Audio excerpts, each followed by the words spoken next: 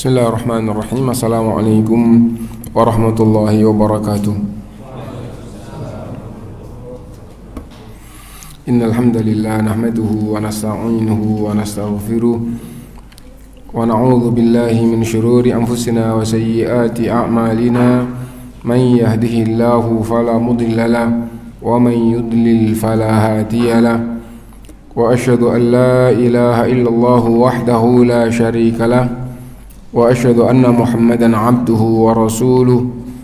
Ya ayyuhalladzina amanu taqullaha haqqa tuqatih wa la tamutunna illa wa antum muslimun.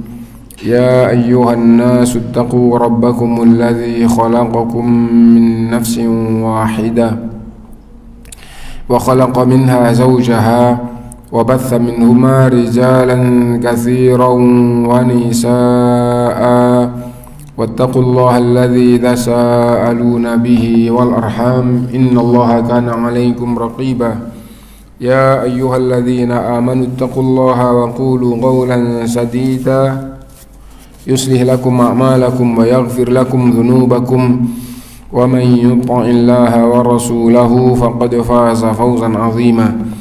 أما بعد فإن أصدق الحديث كتاب الله وخير الهدي هدي محمد صلى الله عليه وسلم وشر الأمور محدثاتها وكل محدثة بدعة وكل بدعة ضلالة وكل ضلالة في النار.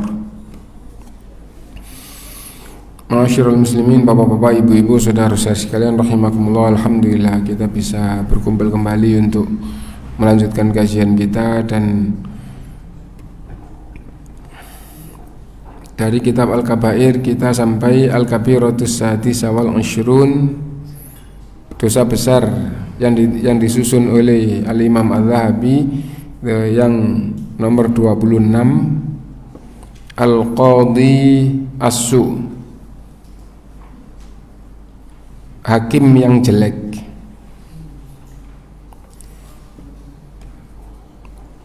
Hakim yang jelek asli daripada qadhi atau hakim itu adalah imam. Maksudnya yang menjadi qadhi atau yang menjadi hakim itu aslinya adalah imam. Maksudnya pemimpin.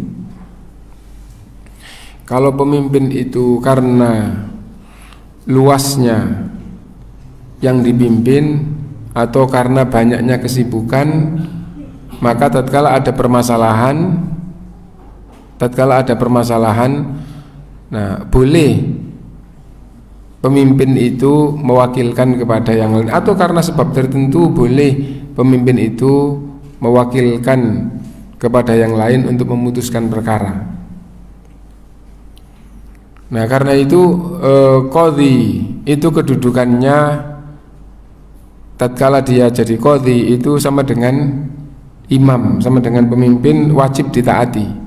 Dan segala perkara apabila diperselisihkan gitu, maka kembalinya kepada ahlinya. Yang pertama adalah kepada ahli ilmu. Apabila ahli ilmu itu masih tetap berselisih lalu diangkat ke qadhi, maka hukuman qadhi itu adalah yang terakhir. Keputusan qadhi adalah yang terakhir. Misalnya di dalam masalah permisilian yang dibedakan atau yang ulama berbeda pendapat, mazhab Syafi'i begini, mazhab Hambali begini, atau mazhab Maliki begini, atau mazhab Hanafi begini, terus mana yang dipakai? Berselisih pendapat. Apabila qadhi sudah memutuskan salah satu, maka semua wajib mengikuti keputusan qadhi. Nah itu kenapa? Karena itu yang dipilih, dan dari dua permasalahan itu ahlinya sendiri itu beda pendapat, nah, maka ditetapkan salah satu. Nah itu tentang masalah qadhi. Dan apabila qadhi itu jelek, bagaimana qadhi pemimpin juga seperti itu, pemimpin yang jelek. Ada hadis yang berkaitan dengan pemimpin yang baik, sab'atun yudhilluhumullahu fi dhillihi yauma la dhilla illa dhillu. ada 7 golongan yang nanti di hari kiamat akan mendapatkan naungan dari Allah, di mana tidak ada waktu itu naungan kecuali naungan Allah. Yang pertama adalah imamun adil, pemimpin yang adil.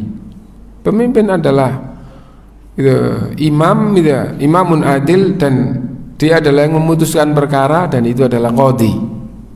Imamun adil, dan yang dimaksud dengan imam yang adil itu globalnya adalah terpenuhi 2 syarat.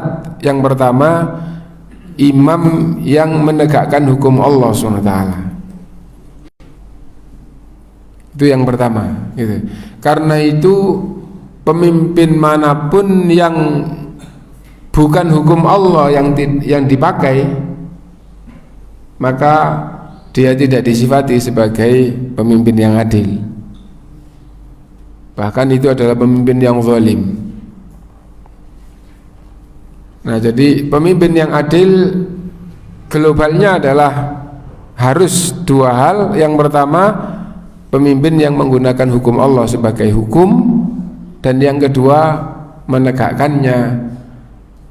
Dengan bahasa kita itu adalah aslinya ya dengan adil gitu, tapi dengan bahasa kita supaya tidak campur atau tidak tembuk dengan judulnya pemimpin yang adil, tidak pilih kasih. Hukum yang dipakai hukum Allah, dan di dalam menegakkan hukum Allah tidak pilih kasih. Nah, jadi itu misalnya begini, hukum yang dipakai hukum Allah, tapi idza saraka fihi mudha'ifu aqamu alaihi al-had, wa idza saraka fihi musyarifu taraku. Misalnya gitu, undang-undang yang dipakai hukum Allah, tapi kalau rakyat jelata yang melakukan kesalahan ditegakkan hukum, kalau bangsawan tidak ditegakkan. Nah, itu bukan pemimpin yang adil. Itu bukan pemimpin yang adil. Itu pemimpin yang adil adalah yang menegakkan hukum Allah SWT. Bagaimana menegakkan hukum Allah itu? Undang-undang atau hukum yang dipakai adalah hukum Allah, dan menegakkannya tidak pilih kasih. Nah, qala Allah Ta'ala, Allah SWT berfirman, wa man lam yahkum bima anzalallah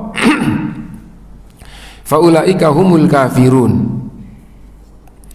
Dan barang siapa yang tidak berhukum dengan apa yang Allah turunkan, maksudnya menjadikan syariat Allah sebagai undang-undangnya, sebagai aturannya, siapa yang tidak berhukum dengan hukum Allah, faulaika humul kafirun, maka mereka itu adalah orang kafir.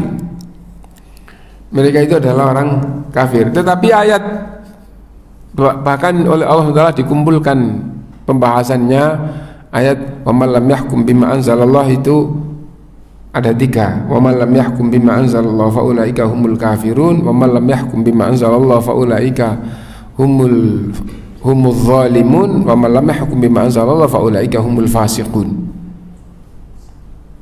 Itu. Jadi yang tidak berhukum dengan hukum Allah itu kafir, yang tidak berhukum dengan hukum Allah itu zalim, yang tidak berhukum dengan hukum Allah itu adalah fasik. Dan kafir bisa kufrun akbar, bisa kufrun asghar. Nah, adapun zalim dan fasik, itu lebih umum dan lebih jelas penjelasannya, bahwa zalim itu mencakup kafir dan yang tidak kafir, fasik juga mencakup kafir dengan yang tidak kafir. Adapun yang kafir ternyata juga sama, yaitu kufrun akbar dan kufrun asghar. Nah, patokannya kalau dia bukan Islam sudah pasti kafirnya kufrun akbar. Apabila dia itu agamanya Islam, apabila dibutuhkan bukti waktunya sholat adalah sholat, itu sebagai buktinya. Nah, patokannya adalah sholat ya. Nah, maka dikaitkan dengan hukum wa man lam yahkum bima anzalallahu faulaika humul kafirun dari para sahabat gitu, dan riwayat sampai kepada sahabat Ibnu Abbas radhiyallahu an faulaika humul kafirun, orang yang beriman, yang beragama Islam, menegakkan hukum selain hukum Allah, itu adalah kufrun asghar. Nah, tetapi pembahasan ulama, jika dia itu beriman, imannya tidak sampai batal, nah berhukum dengan hukum selain Allah adalah kufrun asghar. Adapun apabila di dalam jiwanya tidak mau hukum Allah, tidak mau hukum Allah, gitu, atau berpemahaman bahwa hukum selain Allah lebih baik, atau nggak senang dengan hukum Allah, benci dengan hukum Allah, nah maka itu masuknya di dalam bab pembatal iman. Masuk di dalam bab pembatal iman. Tidak senang dengan hukum Allah, dengan syariat Allah, dengan ayat Allah, gitu, benci. Nah itu membatalkan iman, itu beda lagi. Dan hati seperti itu kita tidak tahu. Kita tidak tahu, karena itu orang yang zahirnya Islam, waktunya sholat, menegakkan hukum bukan hukum Allah, tidak boleh dikafirkan sebelum ditegakkan hujjah. Nah karena itu orang itu tetap dikatakan Islam. Kenapa? Dia agamanya Islam, tidak beragama lain. Agamanya Islam, tidak beragama lain. Waktunya sholat, lah itu menegakkan hukum selain Allah, misalnya seperti itu. Nah itu urusannya adalah hati, dan orang yang terjerumus di dalam kekufuran secara zahir tidak boleh dikafirkan sebelum ditegakkan hujjah. Banyak kekufuran dan kesyirikan yang nyata di hadapan manusia yang beriman, yang beragama Islam, dan tidak boleh dikafirkan sebelum ditegakkan hujjah. Kenapa? Karena zahirnya dia beragama Islam, tidak beragama lain, berhukum dengan hukum selain Allah, misalnya seperti itu. Nah bisa jadi tidak ngerti, bisa jadi tekanan, bisa jadi itu keimanannya benar tapi karena dunia, karena kedudukan. Nah semata-mata karena hukum di negeri ini memang seperti ini, saya hanya menjalankan itu, adapun keimanan beda, dan saya kalau tidak jadi hakim, orang lain yang jadi hakim, jalannya tetap sesuai dengan undang-undang yang ditetapkan, terus saya semata-mata di sini adalah kerja.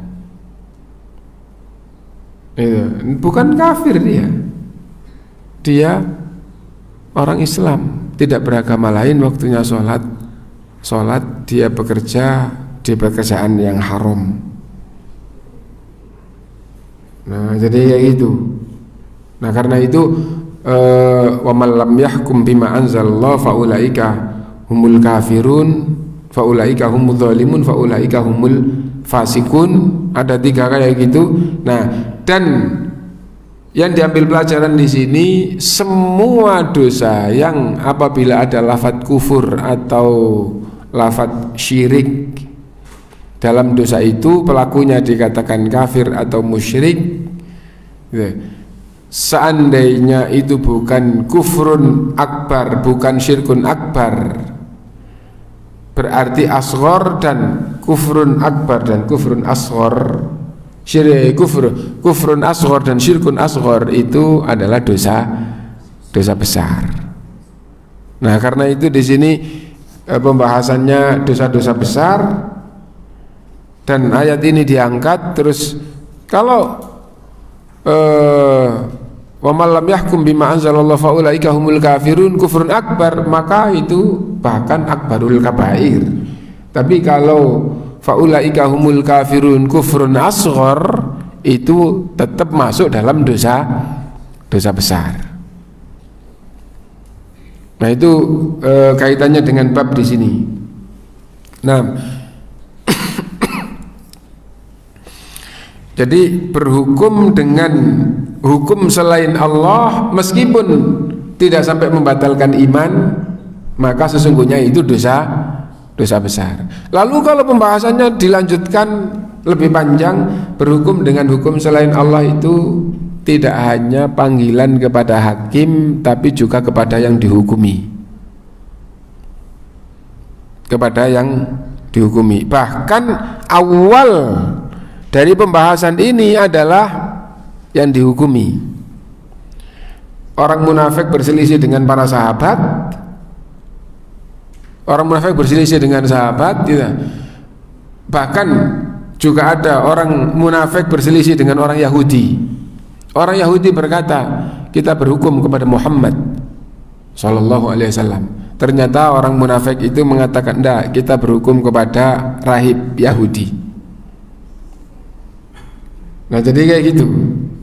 Lah kenapa orang Yahudi menginginkan berhukum kepada Muhammad sallallahu alaihi wasallam, pada Rasulullah SAW? Karena orang Yahudi itu faham bahwa Muhammad SAW itu tidak menerima suap dan menegakkan hukum dengan hukum adil, dan kalau dalam hal ini dihukumi dengan hukum adil, maka dia beruntung.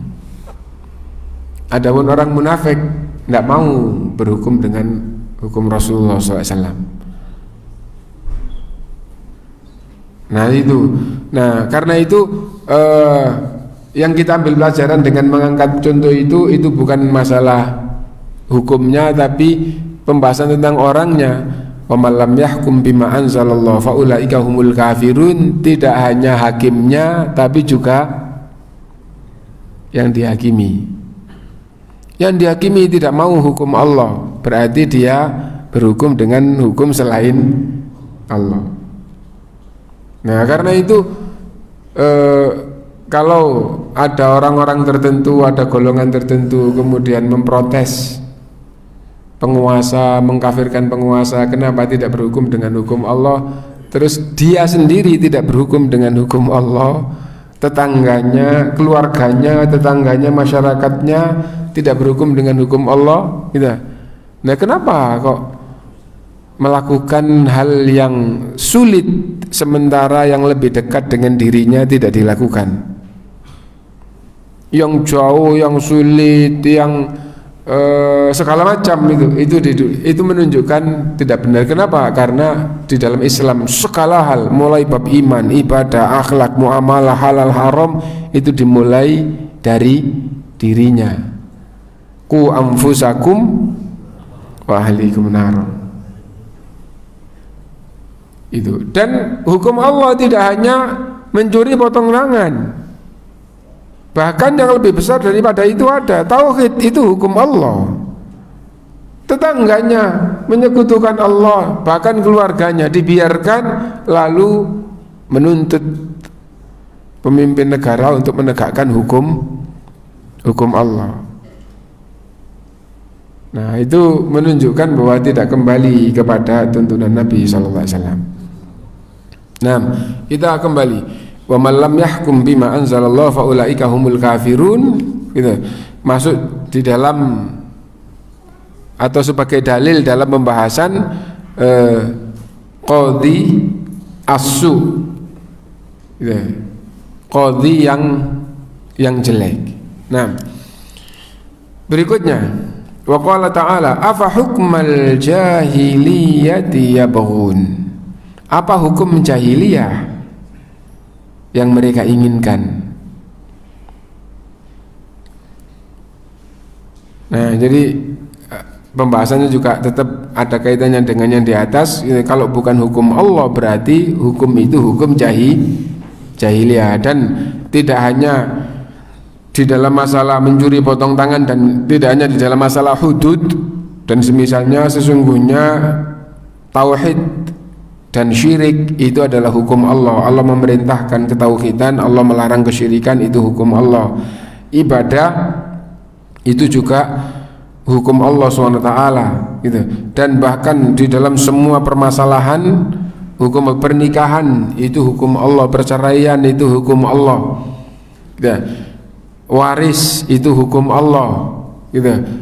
Dan segala yang diperintahkan oleh Allah di dalam Al-Quran itu hukum Allah yang diperintahkan untuk dikerjakan. Segala larangan-larangan Allah SWT yang ada dalam Al-Quran dan Sunnah itu adalah hukum Allah yang harus dijauhi. Dan yang menyimpang dari hukum Allah adalah hukum jahiliyah. Afa hukmal jahiliyati yabghun. Nah, berikutnya waqala, dan Allah SWT berfirman, innal ladzina yaktumuna ma anzalna minal bayyinati wal huda. Sungguh orang-orang yang menyembunyikan apa yang kami turunkan berupa penjelasan-penjelasan, berupa hidayah. Yang Allah turunkan Al-Quran. Al-Quran itu isinya adalah al-bayyinat wal huda wal hikmah wal rahmah wal nur. Nah, semua itu adalah sifat dari apa yang Allah turunkan, sifat dari Al-Quran. Bayyinat memberikan keterangan-keterangan di dalam setiap masalah.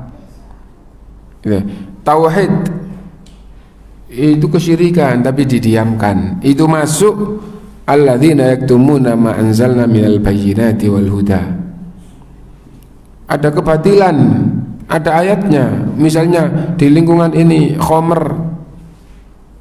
merajalela itu jual khamr, itu minum khamr, terus mubaligh tidak membacakan ayat tentang khamr. Yaktumuna ma anzalallahu minal bayyinati wal huda. Kesyirikan, bid'ah tersebar, mubalighnya tidak mendakwahkan tauhid dan kesyirikan, tidak mendakwahkan bid'ah dan sunnah.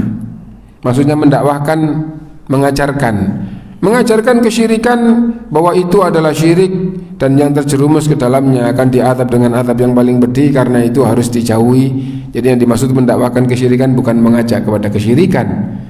Gitu. Nah itu kenapa? Karena kalimat itu harus difahami. Syariat misalnya gitu ya. Syariat itu isinya perintah dan larangan. Isinya perintah dan larangan. Karena itu sholat itu juga syariat Allah, zina itu juga syariat Allah. Nah itu, sholat itu syariat Allah dalam Al-Quran yang diwajibkan dan disunnahkan. Zina itu syariat Allah di dalam Al-Quran yang wajib dijauhi. Nah hanya saja kata syariat di orang awam itu sering istilah itu langsung masuknya adalah, oh itu syariat Allah, itu perintah Allah. Padahal syariat itu adalah itu aturan,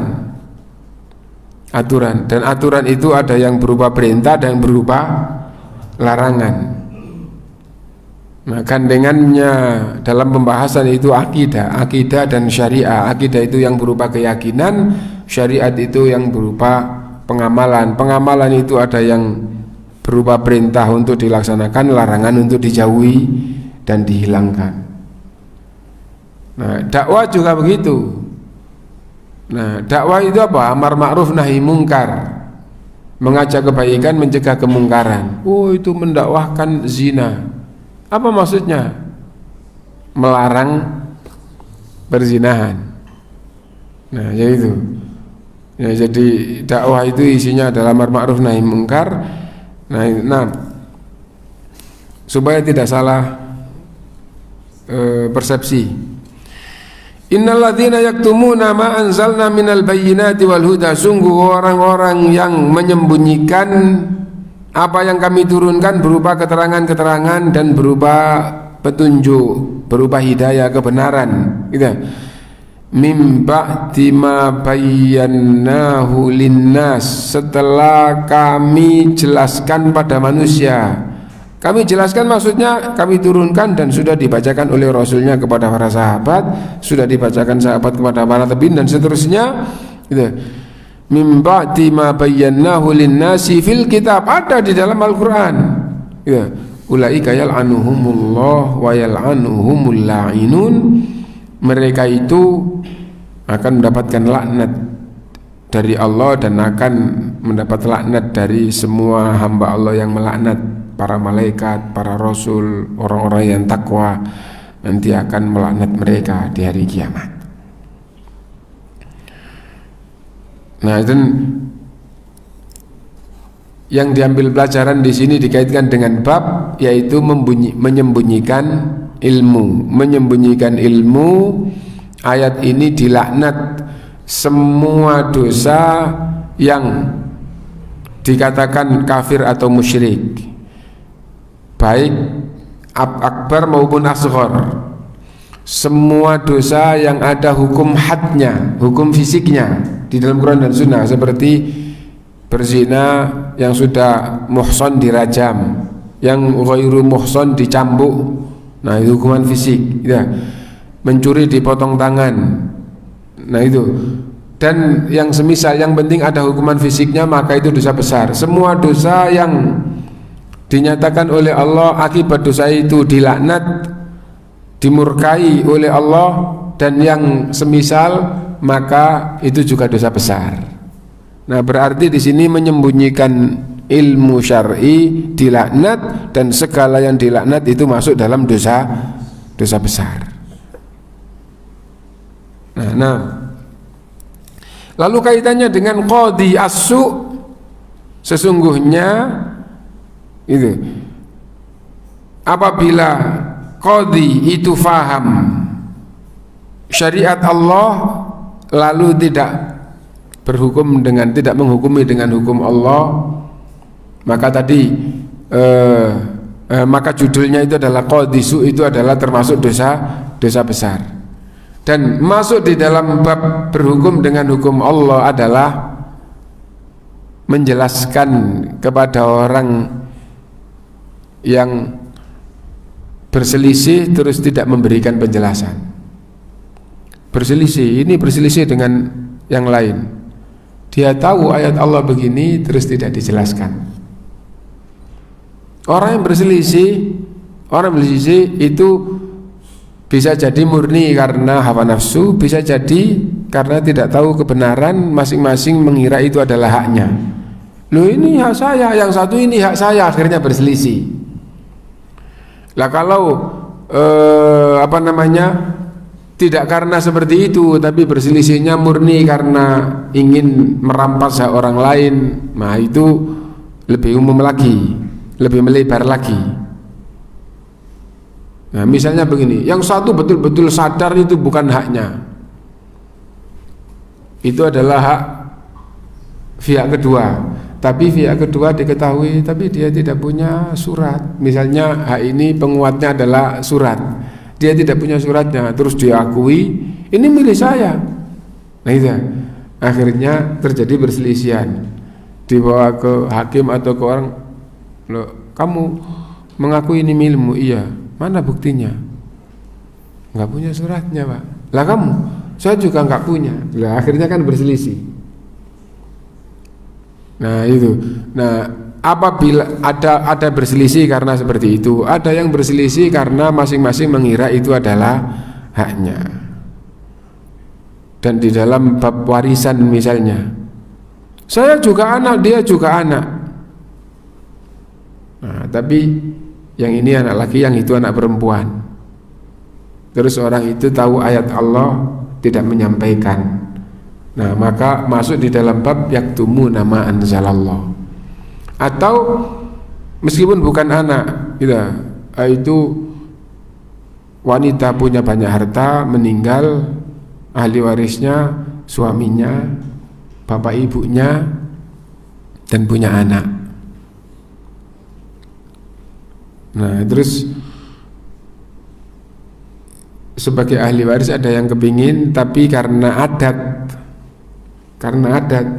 loh, kalau ada yang meninggal punya pasangan ya digunakan untuk pasangannya, kalau punya anak ya diatur oleh pasangannya yang hidup.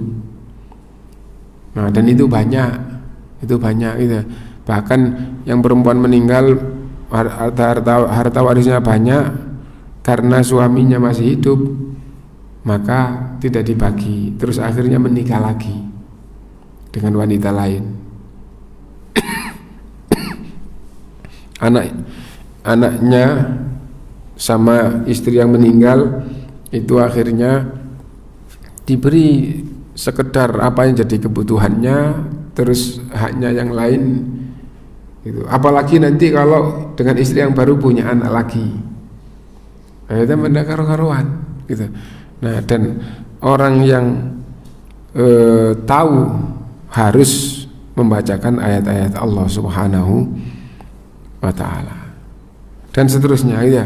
Intinya bahwa wa man lam yahkum innal ladzina yaktumuna ma anzalallahu minal bayyinati wal huda min ba'di ma bayyanahu lin-nasi fil kitab ulaika yal'anuhumullahu wa yal'anuhumul la'inun. Apalagi jelas-jelas dia ditanya.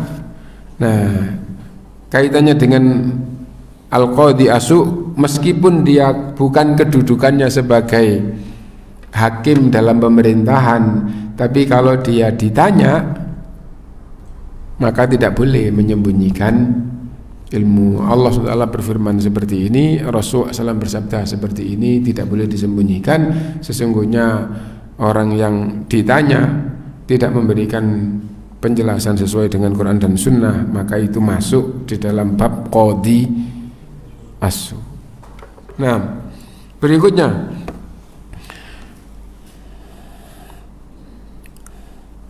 waqad rawal Hakim fi sahihihi. Imam Hakim meriwayatkan hadis di dalam kitab sahihnya bi isnadin la ardahu ana, dengan sanad yang saya kurang setuju sanadnya, tapi oleh Imam Al-Hakim disahihkan.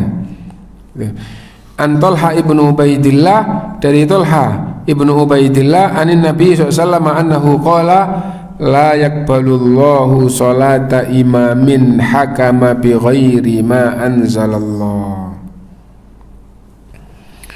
Allah Subhanahu wa ta'ala tidak menerima salat pemimpin jika pemimpin itu tidak menegakkan hukum Allah atau berhukum dengan hukum selain Allah Subhanahu wa ta'ala.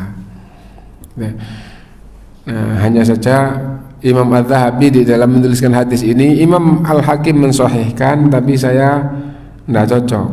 Terus yang mentakhris hadis di bawah, nah itu dijelaskan dhaifun jiddan akhrajahul Hakim. Hadis ini dhaif sekali ya.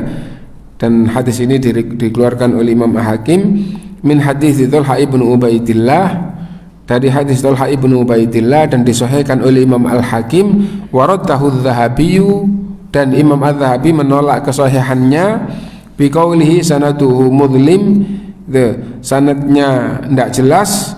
Wa fihi Abdullah ibnu Muhammad ibnu Al-Adwi muttaham, dan sanadnya diantaranya ada Abdullah ibnu Muhammad Al-Adwi, dan dia orang yang muttaham, orang yang tertuduh sebagai orang yang menyimpang agamanya, seperti Syiah atau Khawarij atau Mu'tazilah atau Jabriyah atau Qadariyah, itu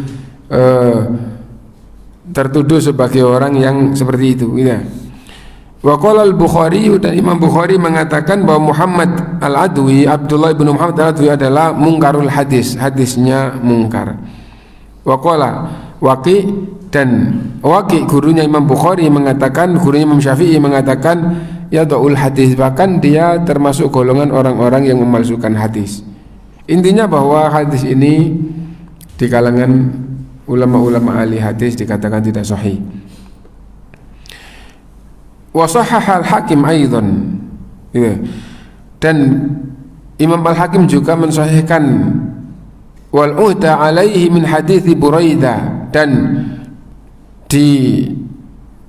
dinyatakan dengan kuat oleh Imam Al-Hakim dari hadis Buraidah radhiyallahu anin Nabi sallallahu alaihi wasallam qala qadin fil jannati wa qadiyani fin nar. Adapun hadis ini dengan banyaknya riwayat dinyatakan oleh ulama adalah sampai ke derajat sahih, dan ada beberapa riwayat yang maknanya sama, lafadznya berbeda. Qadhi thalatha, qadhi itu ada 3 macam. Nah, ada yang kayak gitu. Nah, intinya bahwa hadis ini dengan berbagai riwayat, ulama ahli hadis mengatakan hadis ini sahih. Seandainya ada satu yang tidak sahih dikuatkan dengan yang lain sahih, dhaifnya sangat ringan terus didukung dengan hadis yang lain lagi, akhirnya dinyatakan dengan semuanya hadis ini adalah sahih. Qadhi itu fil jannati wa qadin fil jannati wa qadiyani finnar. Qadhi itu ada satu yang nanti di surga dan ada 2 yang nanti di neraka. Maksudnya qadhi itu 3 macam, 1 macam di surga, 2 macam di neraka. Qadin arafal haqqa faqadha bihi fahuwa fil jannah. qadhi yang tahu hak, tahu yang benar, lalu ia menghukuminya dengan kebenaran. Maka qadhi seperti inilah yang nanti akan di surga. Wa qadin arafal haqqa fajara muta'ammidan fahuwa finnar. Yang kedua, qadhi yang tahu kebenaran dan durhaka dengan sengaja. Durhaka dengan sengaja tidak menggunakan kebenaran itu sebagai dasar hukumnya. Fahuwa finnar, maka ini di neraka. Tahu kebenaran tapi tidak menghukumi dengan kebenaran. Nah, dan yang masuk di dalam babnya aturan hukumnya benar tapi tidak ditegakkan karena kezaliman. Misalnya kayak bilik kasih, nah itu harusnya dihukum, nggak dihukum dengan kebenaran. Yang itu salah malah yang dihukum. Nah itu tahu kebenaran, dasar hukumnya bisa jadi benar tapi menghukumnya tidak dengan benar. Dan yang ketiga, waqadin qadha bi ghairi ilmin fahuwa finnar. Dan golongan yang ketiga, qadhi, hakim yang menghukumi tidak dengan ilmu Allah, tidak dengan syariat Allah, maka itu adalah qadhi yang di neraka. Qadhi yang di neraka. Nah, di neraka selama-lamanya atau tidak selama-lamanya. Jika di hadapan Allah imannya batal, dan itu pembahasannya nanti di pembatal-pembatal iman. Jika di hadapan Allah membatalkan iman dan Allah Maha tahu yang imannya batal, ya, maka di neraka selama-lamanya. Dan jika imannya tidak sampai batal, maka tidak selama-lamanya, karena adanya iman meskipun sekecil biji sawi itu akan mengeluarkannya dia nanti dari neraka. Nah, jadi itu. Jadi siapapun yang mati membawa iman meskipun sekecil biji, bahkan di dalam salah satu hadis itu lam ya'mal khairan qat, mati masih membawa iman dan tidak punya amal baik sedikit pun.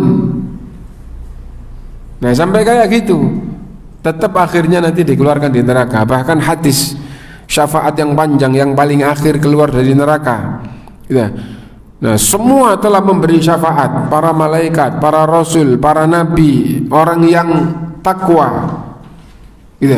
Semua telah memberi syafaat di dalam hadis itu, illallah, selain Allah SWT. Apa maksudnya? Gitu.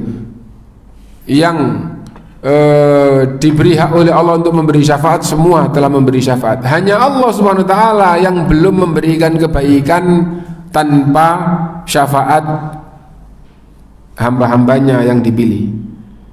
Hanya Allah yang belum memberikan kebaikan. Nah, di neraka itu masih ada orang yang hangus, itu hitam, itu punya iman sekecil biji sawi. Nah, semua para malaikat, para rasul, para nabi, orang yang takwa, yang diberi oleh Allah hak untuk memberi syafaat, semua telah memberi syafaat. Dan kalau izin itu sudah, izin memberi syafaat itu sudah turun kepada para malaikat, pada para rasul, pada siapapun gitu ya. Nah, dan mereka akhirnya mohon kepada Allah, ya Allah selamatkan dia, ya Allah keluarkan dia di neraka. Maka semuanya dikabulkan. Kenapa? Karena syafaat nanti di hari kiamat, yang penting izin itu sudah turun kepada yang memberi dan diberikan permohonannya kepada orang yang mati membawa iman, pasti dikabulkan oleh Allah. Nah, ini sudah semuanya. Ternyata di neraka itu masih ada yang punya iman dan belum keluar. Lalu Allah menggenggam neraka dengan satu genggaman, mereka yang punya iman sekecil zarrah, yang hitam, yang hangus itu terus diadab, itu akhirnya keluar dari neraka gitu. Seandainya bukan hadis, bukan firman Allah dalam hadis qudsi itu, seandainya bahasa itu bahasa manusia, urusannya manusia, ada di dalam, terus digenggam gini terus muncrat, wallahu a'lam gitu ya.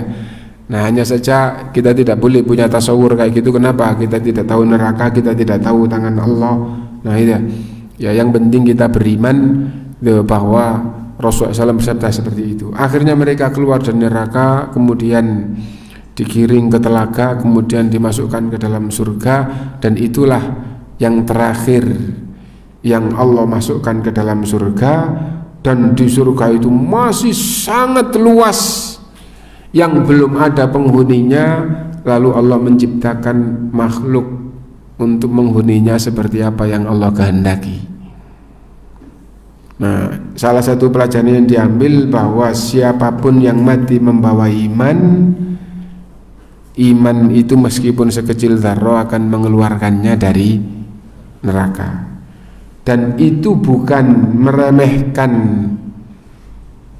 dan merendahkan neraka, tidak apa-apa masuk neraka, yang penting membawa iman, bukan begitu. Kenapa? Karena siapapun yang dihukum di neraka meskipun sebentar, dia akan merasakan dihukum selama-lamanya sebelum dikeluarkan. Kenapa? Karena hukuman di neraka itu sangat dahsyat, sehingga siapapun yang di dalam akan merasa waktu itu tidak berjalan. Dan kalau waktu itu tidak berjalan, maka ia akan merasa seperti selama-lamanya. Nah, dan di dalam firman Allah SWT, bahkan Rasulullah SAW juga bersabda, itu firman Allah, fi yaumin kana miqdaruhu alfasanatin mimma ta'udun wa yasta'jilunaka bil azab. Mereka menantang, segerakan azab, wa la yukhlifallahu wa'da. Padahal Allah tidak pernah menyelisihi janjinya. Wa inna yauman inda rabbika ka alfi sanatin mimma ta'udun. Padahal azab sehari di sisi Allah nanti di hari kiamat itu seperti 1000 tahun dalam hitungan mereka. Sehari dirasakan seperti 1000 tahun. Lah kalau sehari semalam itu 24 jam tuh.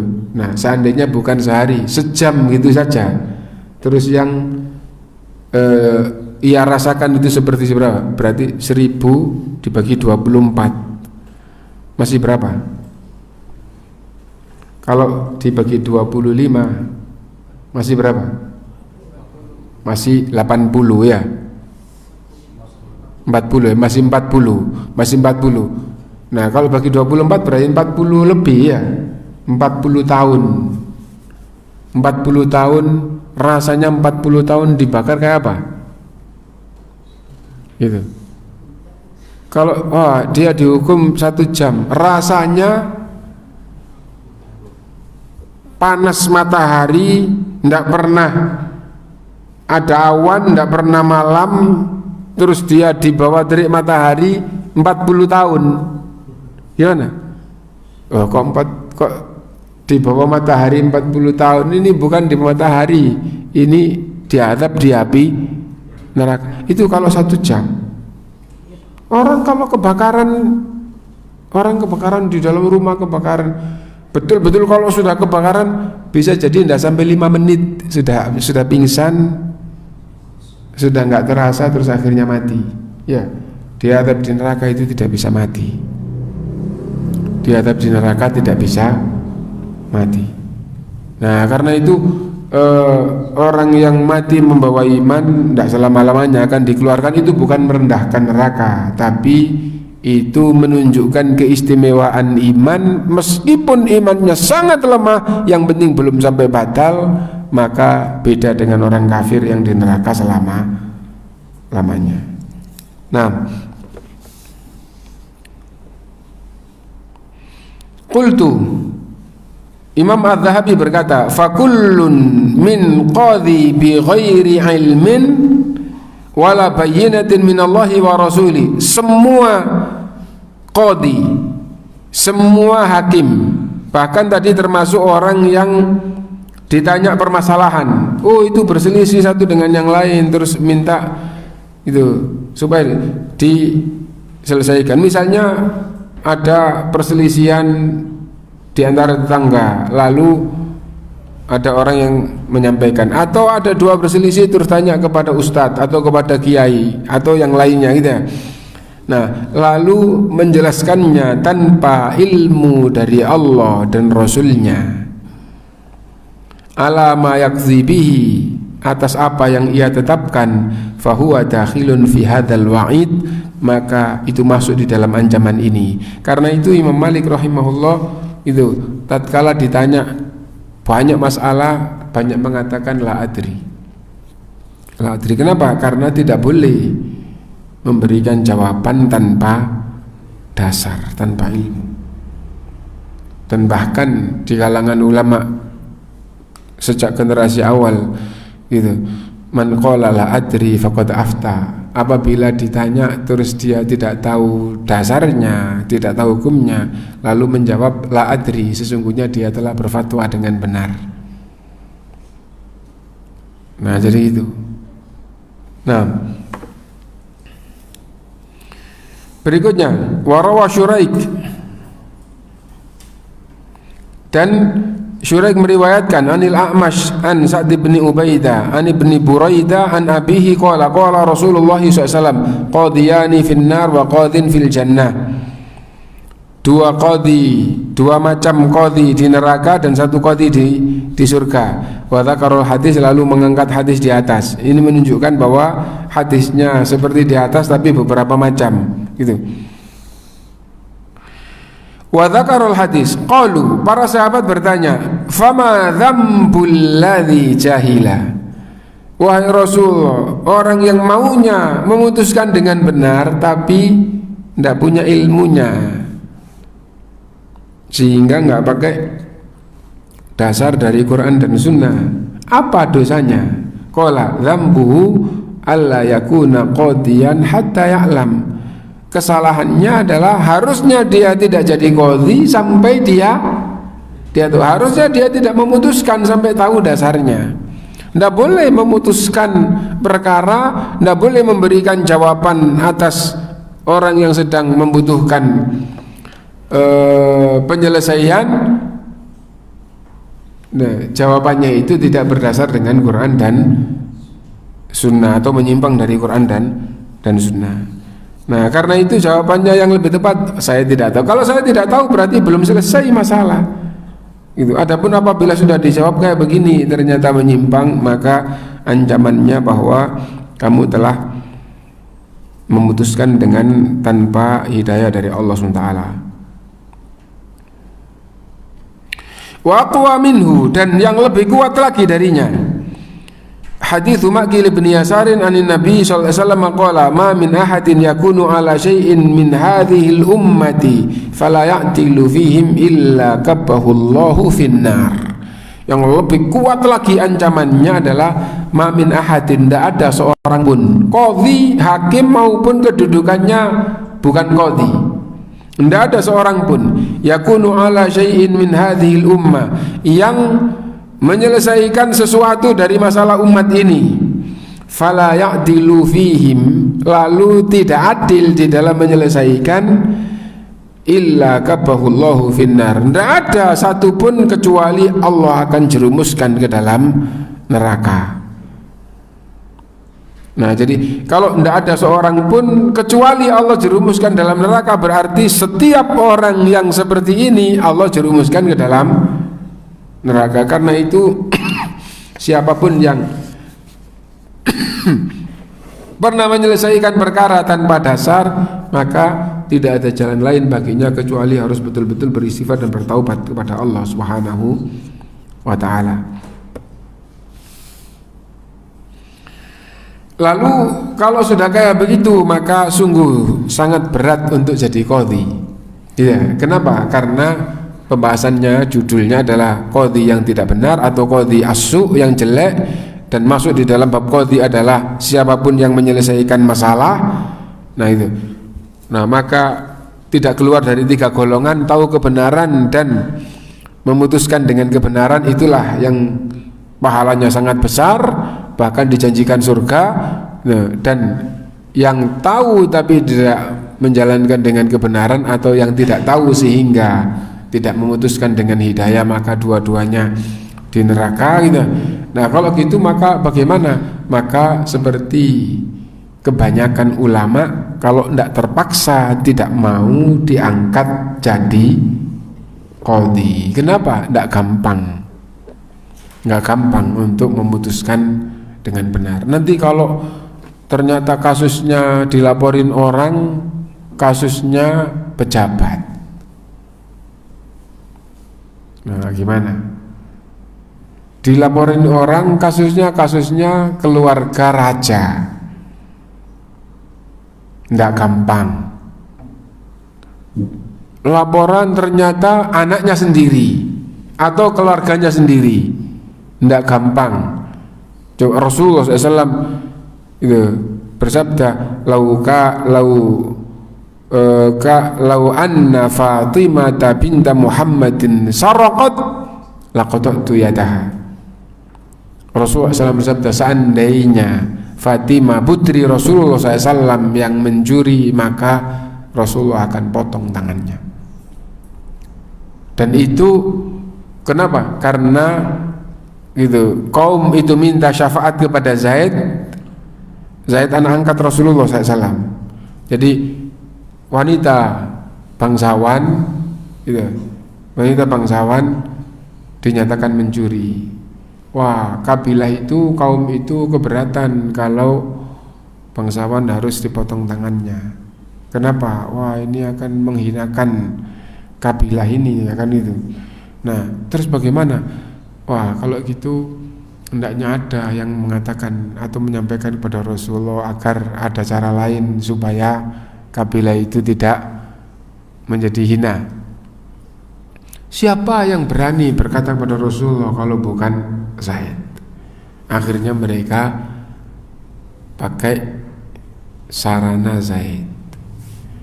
Nah, akhirnya Zaid telah yang berkata kepada Rasulullah SAW.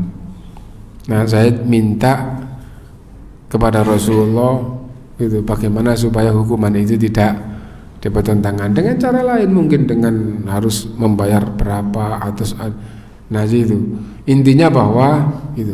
Akhirnya Rasulullah SAW bersabda, atashfa'u fi haddin min hududillah, apa kamu memberi syafaat?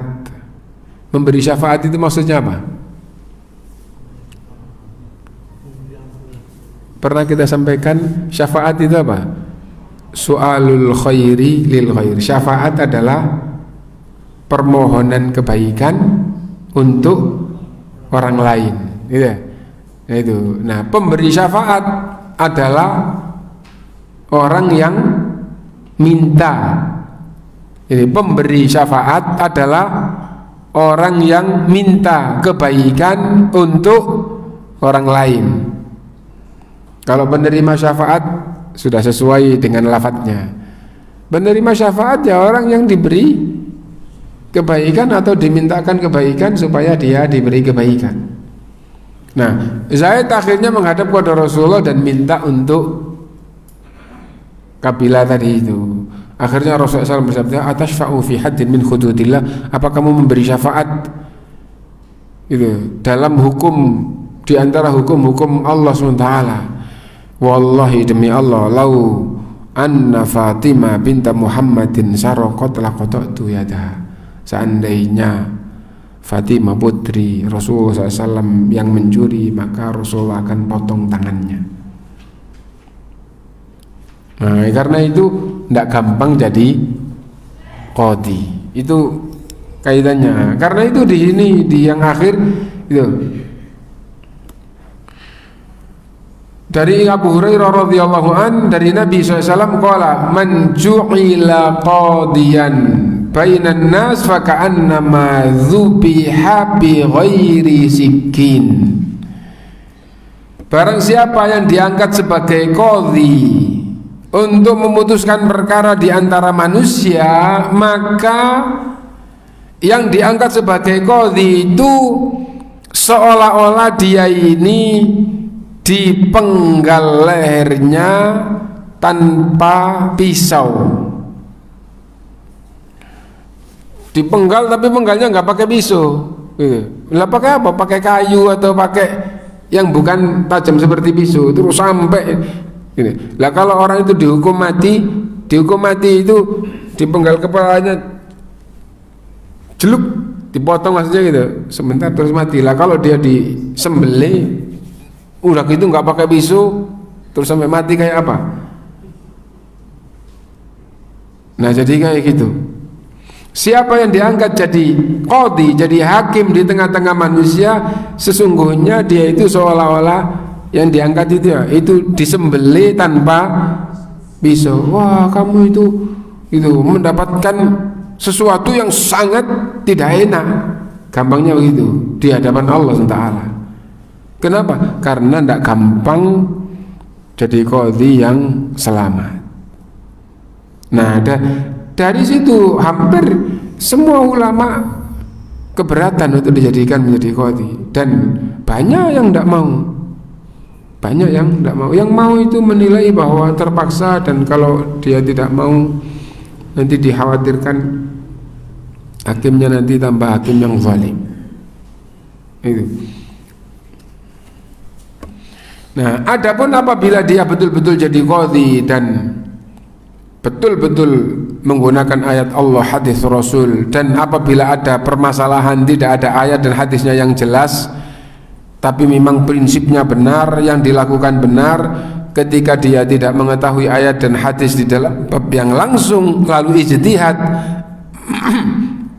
maka dia dimuliakan oleh Allah. Idza ijtahadal hakimu fa asaba falahu ajrun. Apabila dia berijtihad, kenapa ayat langsung tidak ada, hadis langsung tidak ada, padahal dia maunya betul-betul menegakkan hukum Allah, akhirnya dia ijtihad dan ijtihadnya benar, maka dia mendapatkan 2 macam pahala. Dan apabila ijtihadnya salah, salahnya diampuni dan dia masih mendapatkan 1 macam pahala. Idza ijtahadal hakimu fa asaba falahu ajrani wa idza ijtahada fa akhta'a falahu ajrun wahid, gitu. Ya. Dan apabila hakim itu sampai menerima suap, maka ancamannya baik hakimnya maupun yang menyuap itu dua-duanya dilaknat oleh Allah, dan di dalam riwayat yang lain dua-duanya akan jadi ahli neraka. Gitu. Laknatullahi ala rashi wal murtashi. Allah akan melaknat, atau Allah melaknat kepada yang menyuap dan yang disuap. Dan di dalam riwayat yang lain ar-rashi wal murtashi finnar. Yang menyuap dan yang disuap itu akan di neraka. Itu akhir dari pembahasan kita di bab qadhi as-su, dan kurang 1-2 menit. Kalau ada yang mau ditanyakan, monggo dipersilahkan. Jelaskan yang telah tersampaikan, yang kholidina pihak sama kholidina abadan. Jadi abadan yang abadan. Jadi kata kholidina di dalam bahasa Arab, ya, di dalam bahasa Arab dengan kholidina fiha abada. Kholidina itu kalau di Indonesia artinya kan kekal, gitu ya. Kholidina kekal, abada selama-lamanya. Nah, dengan kholidina kekal tapi tidak ada selama-lamanya. Kata kholidina fiha di dalamnya. Kalau tidak pakai abada itu umum, bisa berbatas, bisa tidak berbatas. Tapi kalau sudah ditambahi abada itu tidak berbatas. Itu kesimpulan dari gitu. Dan di dalam Al-Qur'an ada, di dalam hadis juga ada, dan penjelasan ulama seperti itu. Nah itu. Lalu di dalam Al-Qur'an ada yang ada penjelasannya nyata, gitu, yaitu khalidina fiha ma damatis samawatu wal ard. Kekal di dalamnya selama langit dan bumi masih ada. Berarti kata kekal di sini berbatas apa enggak? Berbatas. Kenapa dikasih catatan mata matis samawatu wal ard, selama langit dan bumi masih ada. Dan dalam bahasa Indonesia juga gitu. Ada pembahasan kayak gitu. Gitu. Nah, hanya saja yang umum di Indonesia itu yang berbatas itu selama-lamanya. Selama-lamanya itu berbatas, atau umum bisa berbatas bisa enggak. Tapi kalau kekal gitu saja gitu, itu kekal itu dalam bahasa Indonesia itu tidak berbatas. Nah itu ya. Tapi kalau di bahasa Arab tadi itu gitu, kholidina yang artinya itu kekal gitu. Kholidina itu umum, bisa berbatas bisa enggak gitu. Kalau selama-lamanya itu, kalau dalam Islam tadi itu abadan tadi itu ya, itu tidak berbatas. Nah contohnya apa gitu, kamu harus di sini selama-lamanya, selama orang tuamu masih ada gitu. Misalnya begini, enggak apa-apa.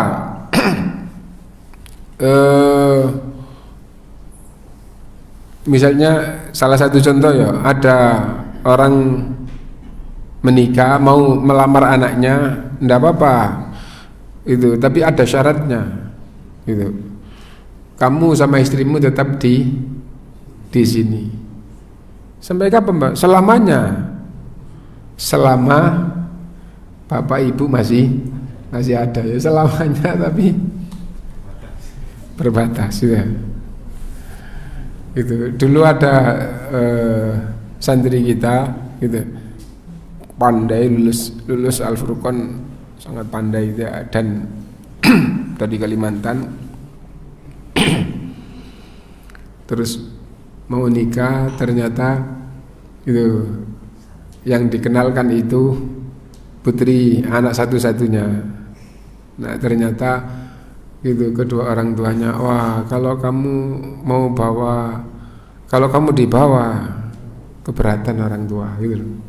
Nah ternyata begitu terus lanjut itu, ternyata jawabannya kepada laki-laki itu ternyata seperti itu. Dan akhirnya wah enggak, kenapa? Karena maunya balik ke sana, di sana sudah ditunggu, ada pondok, ada tempat yang dia harus istilahnya itu memegang pondok di sana. Akhirnya tidak jadi menikah dengan perempuan tadi itu.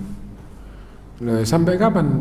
Selama-lamanya, selama bapak ibu masih ada, masih hidup. Nanti kalau sudah meninggal ya terserah. Nah, itu. Nah intinya bahwa di dalam Al-Quran ada beberapa ayat yang menjelaskan tentang kholidina fiha, tapi tidak pakai abada. Dan ulama memberikan penjelasan, kata kholidina fiha, kekal di dalamnya, kalau tidak ditambahi abada itu umum, itu bisa berbatas, bisa tidak berbatas.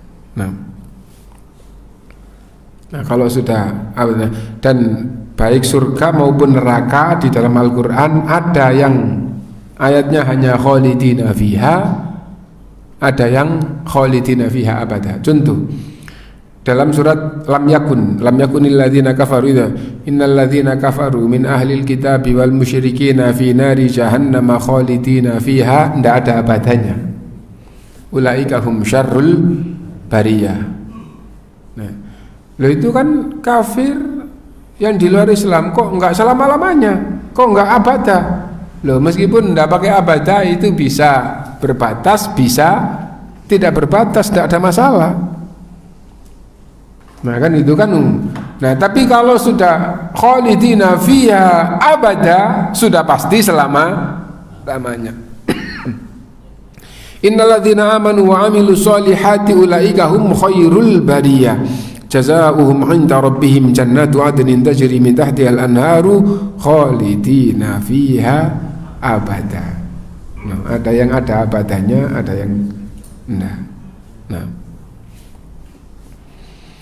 mungkin kita cukupkan dulu, mudah-mudahan bermanfaat untuk kita semuanya. Subhanakallahumma bihamdika asyhadu an la ilaha illa anta astaghfiruka wa atubu ilaik. Walhamdulillahirabbil alamin. Wassalamualaikum warahmatullahi wabarakatuh.